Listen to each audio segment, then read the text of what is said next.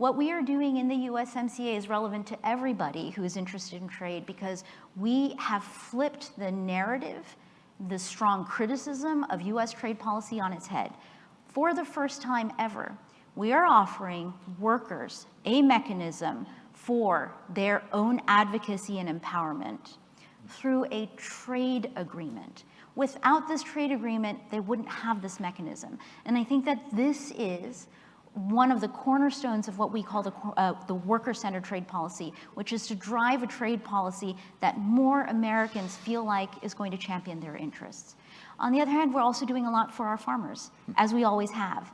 And within the USMCA context, without leaving that agreement, I'll say that we've taken very seriously our corn producers' concerns around the Mexican decree that will impact our trading relationship. And we initiated a dispute settlement case in the middle of this year, and we are litigating it out right now. On the subject of expanding existing agreements, we had, I believe it's your counterpart in Taiwan this week, say we'd like to have a free trade agreement. Let's expand out what we have right now. Obviously that would raise geopolitical issues, foreign policy issues. Are you open to that? So the negotiation we're having with Taiwan right now, and I'll just highlight here, every trade negotiation we're doing right now has an element of innovation that's baked into it. And this is because we're trying to be responsive to the data and the feedback that we are receiving from the world economy. There are so many changes that are going on simultaneously that I've not met even our smartest economists, even my colleague Janet Yellen, who is a legend in macroeconomics. No one can explain exactly what's happening or predict exactly what's going to happen next. And so from a trade policy perspective, what we have been very disciplined in trying to do is to say, let us bring a trade program to each one of our partners that's tailored to that partner, that's tailored to their interest and our interest in the partnership, that's also tailored to the challenges and the dynamics that we are navigating together in the global economy. With Taiwan, what that's meant is that we have been negotiating agreements, and the first agreement that's, that we have with Taiwan is one that covers, I think, 5 issue areas. It's trade facilitation, it's small, medium enterprises, good regulatory practices, and I'll have to look at my notes for the other 2, but we've got a core group of 5 disciplines. We signed that agreement. Congress, in a fit of enthusiasm, even though they weren't legally required to, took a vote on it to show their support for what we are doing here. And on the basis of that support, we are negotiating another set of disciplines right as we speak. We've been making excellent progress, and we will continue to look at building out those agreements to have an arrangement with the Taiwan economy that is fit for the times. And the times are very challenging. And so this is one of our accomplishments that we are particularly proud of and committed to. So you don't rule out a free trade agreement, but it's not now. Look, so let me back up to what do you mean by a free trade agreement, right? Do you mean the traditional kind of US approach to a very, very comprehensive, maximally liberalizing, aggressively liberalizing agreement? We're not doing that with anybody right now. It's actually insensitive to the dynamics in the global economy and the US economy right now to push on with that program, which may have been fit for the 80s and the 90s.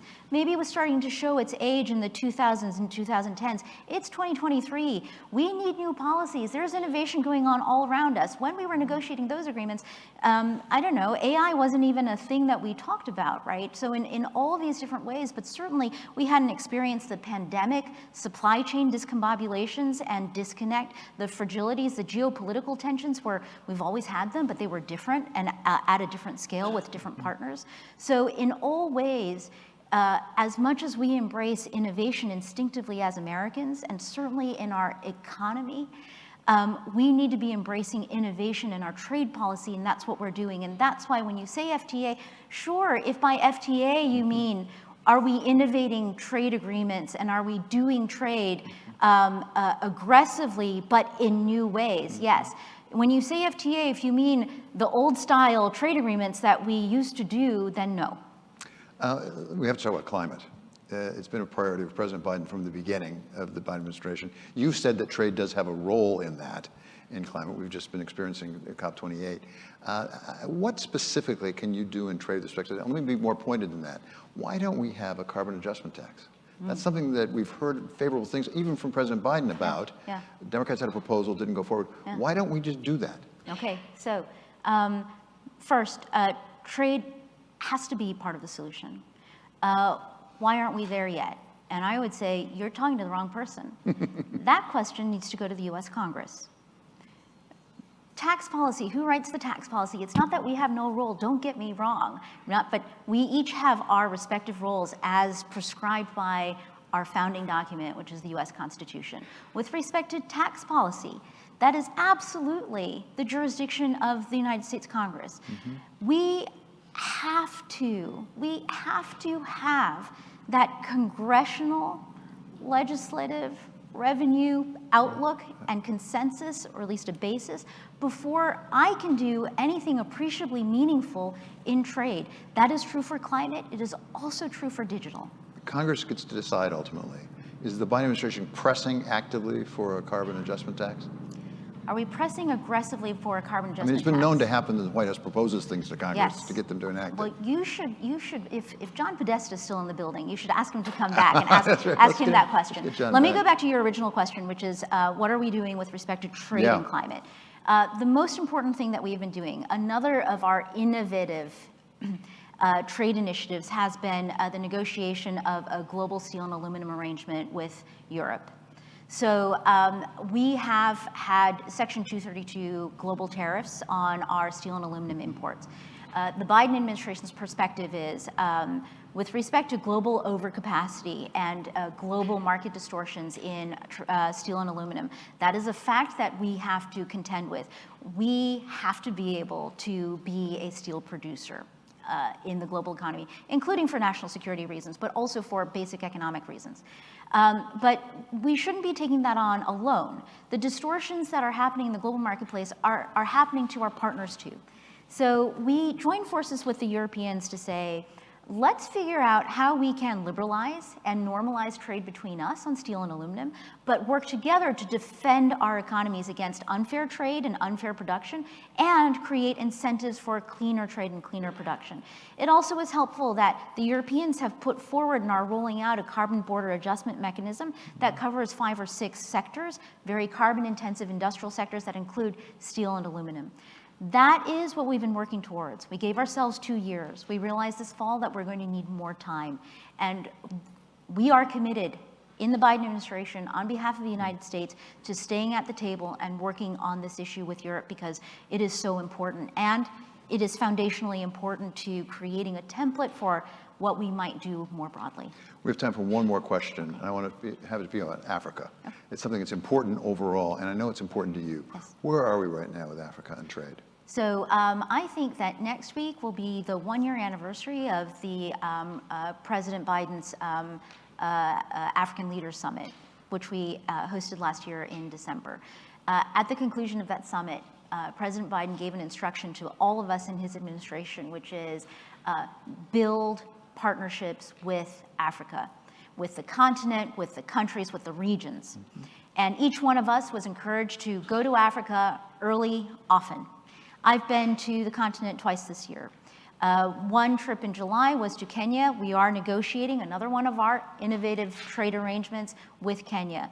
The other one was last month to Johannesburg when South Africa hosted the AGOA Forum. The AGOA Forum is the trade program that we have with sub-Saharan Africa. These engagements and these exercises that I've been involved in are to pursue an enhanced, robust, new approach to a U.S.-Africa economic partnership that helps us harness and develop the potential of Africa to be the economic engine that drives growth in this next period of globalization. But in order to do that, we're going to need to figure out how to do it differently. We're going to need development models that are more effective and more successful for both sides of the equation. And I'm very, very excited by what we're doing. Madam Ambassador, thank you so much for your time. Really great to have you here. That's Catherine Tai, U.S. Trade Representative. Thank you so much, David. Thanks, Ellen. Thank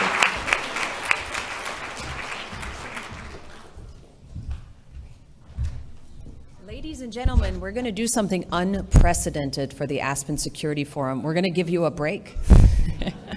So please, there's lunch served outside. Please help yourselves. We have an hour for lunch. Please come back here on time because we have a jam-packed, fascinating afternoon for you. We're going to have 2 sessions on China. We're going to hear from the Egyptian Foreign Minister, from John Feiner, the Deputy National Security Advisor, and others. Have a great lunch. Thank you.